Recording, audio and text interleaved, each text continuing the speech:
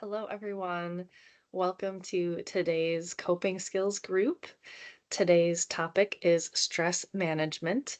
I'm Samantha Stevenson, one of the behavioral health therapists here at City of Hope Zion, and I'm also a breast cancer survivor. Let's dive right in today and talk about why stress even happens. Stress is a natural human response when we feel we are out of control of our circumstances. It's an indication that we need to take action to remedy the situation in some way. It might indicate that something very valuable to you could be compromised. And there are lots of ways that you can take charge of your thoughts, emotions, schedule, and the way that you deal with problems that come up. There are many different impacts of stress. Some of the physical impacts of stress could be headaches, upset stomach, muscle tension, rapid heart rate, shortness of breath, sleep disruption. Mental impacts of stress, maybe it's an underlying problem that is amplified. So let's say you have a very healthy performance anxiety that helps you do really good at your job. It's very manageable. And then a cancer journey comes across and the anxiety all of a sudden becomes unmanageable.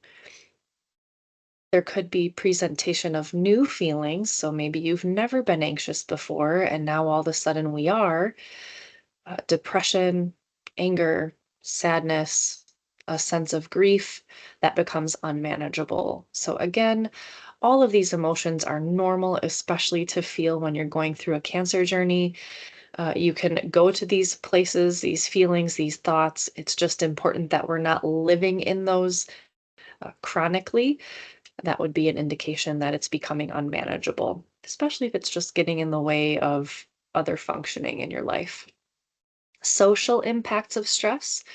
Maybe we're feeling disconnected from others. We have strained relationships, communication challenges, and all of these impacts can have a ripple effect. So if we're not functioning well in one area, it can kind of affect other areas. So our overall well-being, maybe we're having a decreased immune response or slower recovery rates, and we can compromise the efficacy of our treatment. If we're not communicating well and we're withdrawn, maybe we're not verbalizing what's really going on, not letting people know that we're needing help, not allowing people to step in, that can compromise the efficacy of our treatment.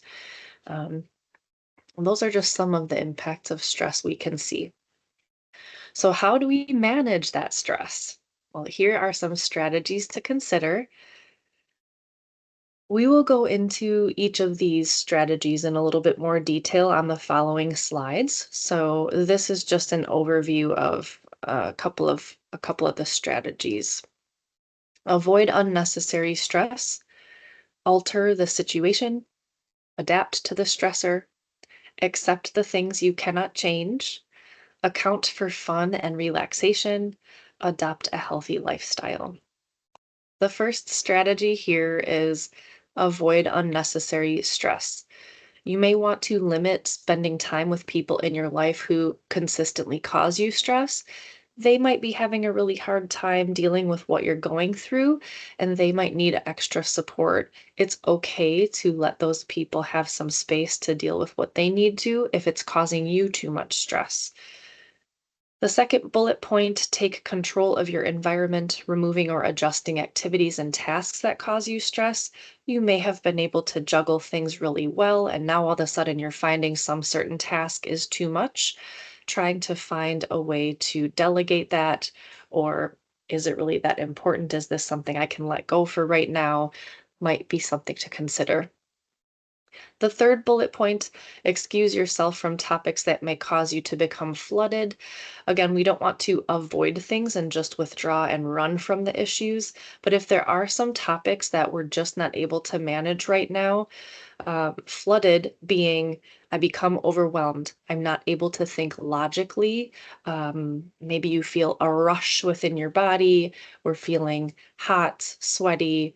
I'm not able to actually think clearly at that point. So if ever you feel flooded, it's a good indication to stop, take a break, try a coping skill and revisit the topic if you see fit.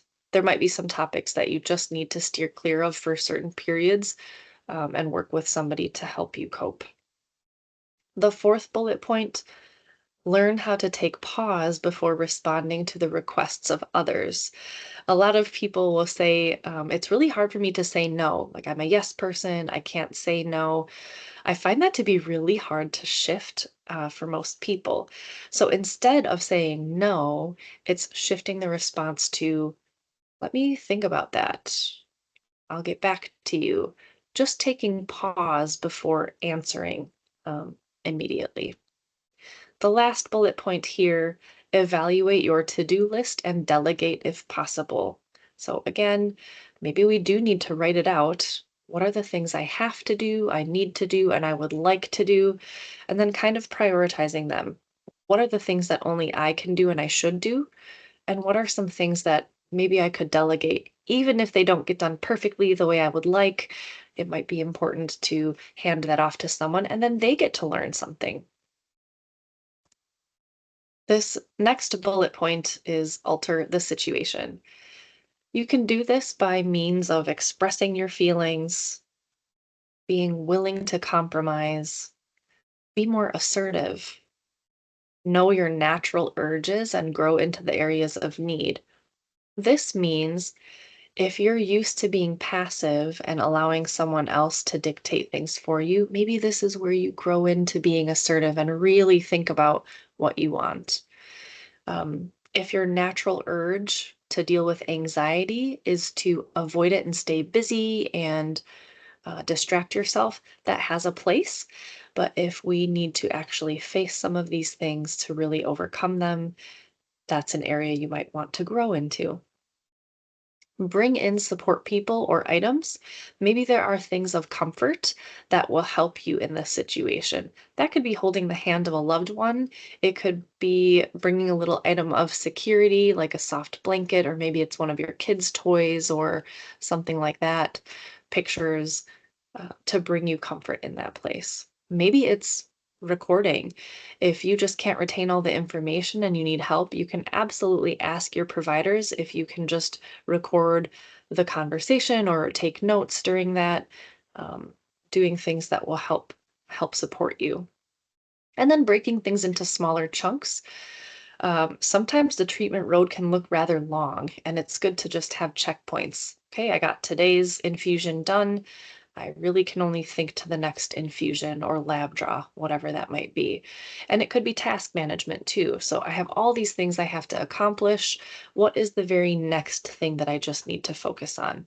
Breaking things into smaller chunks can really help us instead of feeling overwhelmed. And that could be just timelines too. Like, oh my gosh, I don't know how I'm going to make it through today or tomorrow because I'm awaiting information that will help me decide what my treatment plan is. Okay, maybe it's I just get through the next 30 minutes. I can do that. Maybe it's 10 minutes. All right, I can make it through the next 10 minutes, and then when you get to that 10-minute mark, okay, let's try another 10 minutes. Those can be examples of breaking things into smaller chunks. This next bullet point: adapt to the stressor. Sometimes we are the ones that need to adapt, and it's not always easy. A couple of ways you can do it, though, is by reframing problems. An example of reframing might be, I don't want to have to go in for this lab draw or procedure. Maybe reframing is, I get to go in for this lab draw and procedure. It's accessible to me. There may be many countries who don't have access to the type of healthcare that we do, and I can be very thankful that I do have access to it and I can choose to. Honestly, I can choose not to do anything. That is your choice. So giving yourself the the other perspective of, I can choose to do this. I need to learn how to lean on others. I'm just not used to it because I'm not familiar with it, but I could see that as being a positive thing for me to grow into. So those can be examples of reframing problems. Focusing on the positive Absolutely, it has its place. I love the cheerleaders in our life who are like, think positive, you've got this. We need those people. We also need space to really be worried and concerned and like feel sad. There's a place for that too. We can visit that place, we can be worried, we can plan, um, and then also make space for focusing on the positive. Again, that could be, I got a challenging day ahead of me. I'm just glad I get to go see my care team. I'm really looking forward to seeing whoever that might be. I'm really glad that so and so is coming with me. And maybe I can build in something that would be enjoyable along the way.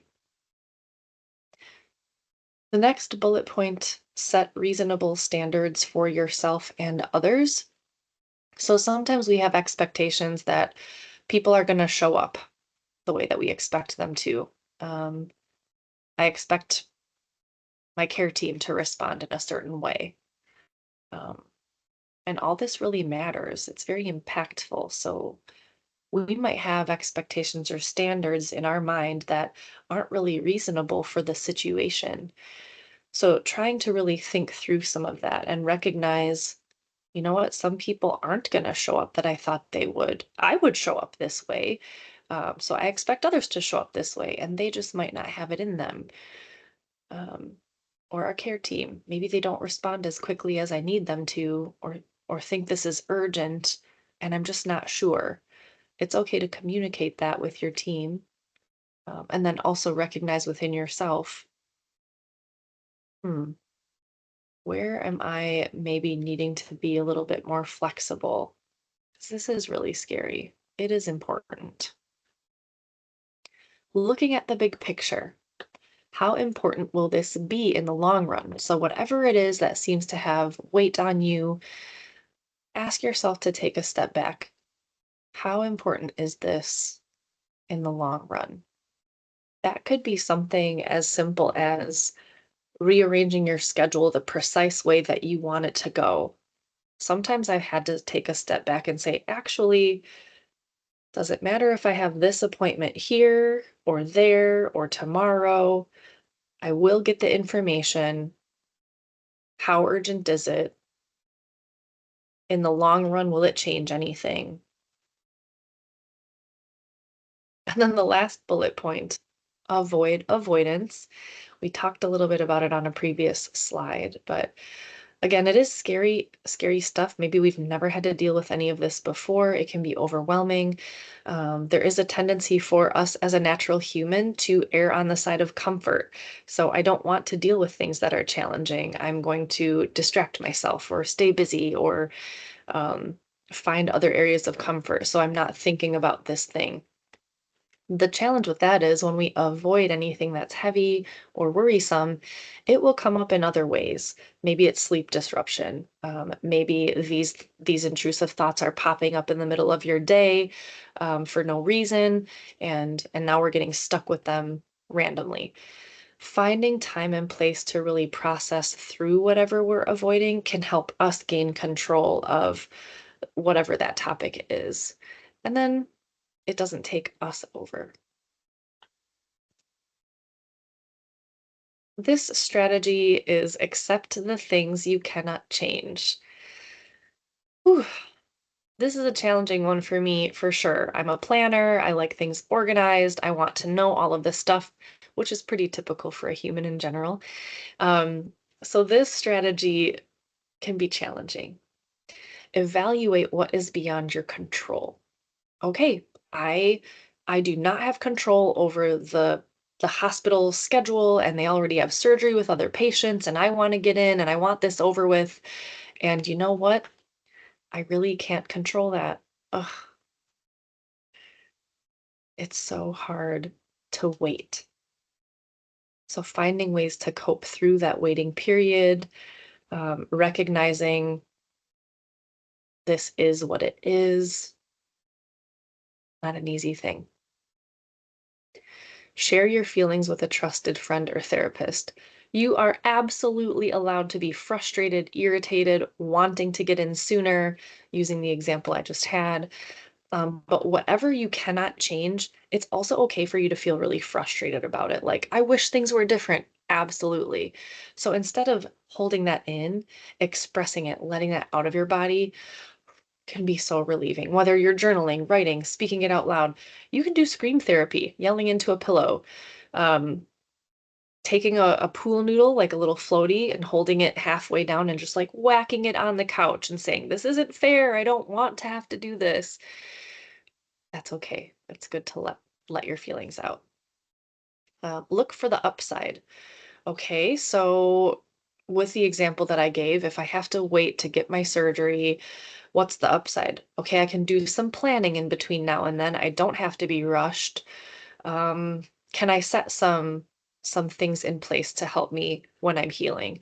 Can I order some things that will help me cope and get them in time? Maybe it's paint by numbers. Maybe it's some yarn for crochet. Maybe it's some tools that I've been really looking forward to. Learn to forgive and move on. So sometimes we talk about forgive and forget. The forgetting part is hard for a human. So we can forgive where people fall short or where we think we fall short, and then move forward from there. We may not forget, but we can handle those people and situations differently moving forward once we've kind of forgiven that mistakes happen. Use radical acceptance. So I did put a link in the references at the last page for radical acceptance. Radical acceptance is a skill where you're essentially doing this strategy. You're accepting the things you cannot change. So a couple of examples that I use is I expected somebody to show up for me in a specific way, and they didn't. And I'm hurt and sad. I can forgive them, but I also can radically accept that they are who they are and they're not able to do what I'm expecting of them. They don't have the skills. They don't have the whatever it is to be what I would love for them to be. I can accept that. It just is what it is. And I don't have to like it. I can still feel hurt and sad. Um, another example would be having cancer. Yeah, I have that cancer experience. I still get anxious for my appointments that come up. I do still worry when a health concern pops up because it's important to me. And I have to accept that this is part of who I am. I can't change it. I don't have to like it. I can feel very uncomfortable with having experienced cancer and how that's shifted my life and my future health. But I can accept it. You can tap into that resource at the last page. You can go to the link that I put there, and there are ways to work through radical acceptance and more examples of what that looks like. Ah, account for fun and relaxation. Oh my goodness. Thank goodness I have a daughter because I get to play a lot more than if I didn't. I encourage patients and families all the time to engage in fun and laughter and relaxation. Us as adults, we work hard. We kind of have to manage a lot of tasks. We forget how to play. Things become very serious with a cancer journey, and we are very focused on priorities. We kind of forget to carve out time for fun and relaxation. So, this one's very important. Have a mud fight in your backyard. Who cares? Be playful, laugh, be silly. You need it, especially now when you're going through a cancer experience. Um, Planning rest into your normal schedule too. It was so nice to hear one of my providers give me permission to rest. Go to bed early. Sleep when you need to. Your body needs to recover. I just kept functioning off of my normal self and being very busy. So I needed that permission, and I give you permission to rest. Your body's fighting a really tough battle on the inside. Of course, we don't want to always be in bed and not doing anything, right? It's all about balance, but do plan rest into your normal schedule. Spend time with positive people. Do you have those encouraging people in your life, or even people you've never met on social media? Do you find that encouragement to plug in, that positivity that brings you to a better mind space? Cling to that. Do something you enjoy every day. It could be as simple as just your favorite cup of coffee or tea. Taking time to really smell, enjoy, feel that cup in your hand. Maybe it's a walk at the beach and feeling the sand beneath your feet. Maybe it's watching videos of your grandkids. Do something you enjoy every day. Celebrate someone else's joy. There are so many times I don't want to talk about my cancer journey and people want to check in. And I will absolutely be like, can we talk about anything else? Like, tell me what you're going through. What's new in your life? How's work? How are your kids? What silly things were they doing? Um, Anything like that. Use visualization to relax. So even at work, like we still have priorities and obligations that we have to do each day. Can you take 30 seconds, a minute, even while you're at work or in the middle of your transport, your commute, to really bring yourself to a relaxation place? Mine is the beach. I'll turn my sound machine on, or I will turn my phone on to YouTube and listen to like waves, and I'll close my eyes and just imagine myself taking breaths as the waves come in, going to the place that brings me relaxation, imagining the sensations I would feel as I'm near water, outside, the warmth of the sun. Visualize your favorite place. It could be your bed, it could be anywhere, but you can bring your mind and your body to a peaceful place of calm, no matter where you are. This next strategy is adopt a healthy lifestyle. Exercise within your means. Okay, there are times during our treatment where we can't push too hard and we do need to rest, but we still need to get up and move. Okay, so maybe that's, I don't really feel like doing anything. I want to lay in bed. I'm just so depressed. Yes, and I can still walk around the house. I can still do one set of stairs. I can still do 5 squats in place. Maybe it's just rotating your wrists, doing some stretches while you're resting, some sort of movement. You can always rely on your physical therapy team or oncologist to give you ideas too. Eat as healthy as you are able. Sometimes we don't have access to good quality food. Do your best. Okay. Drink water. Hydration is so important for all of us. Get enough sleep and evaluate your sleep hygiene. Maybe we don't even know what a sleep hygiene practice is.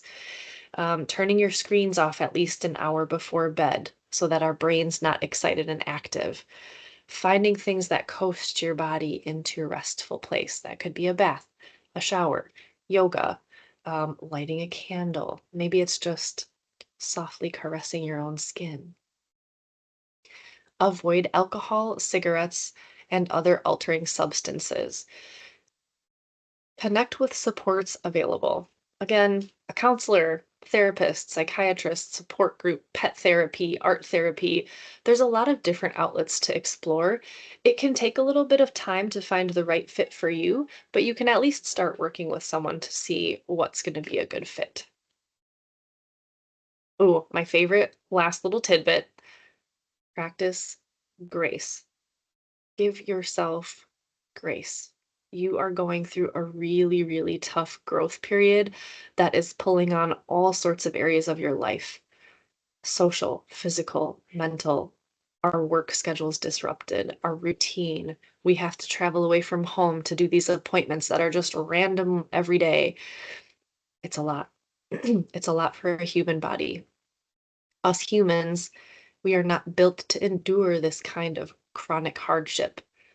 Give yourself grace and recognize that any small change can be hard for anyone. This is a lot of change. Okay. Thank you for being with me today. Here are some references for you.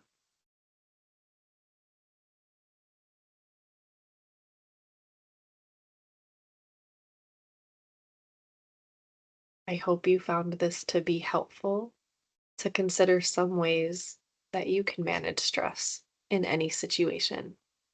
Until next time, practice grace.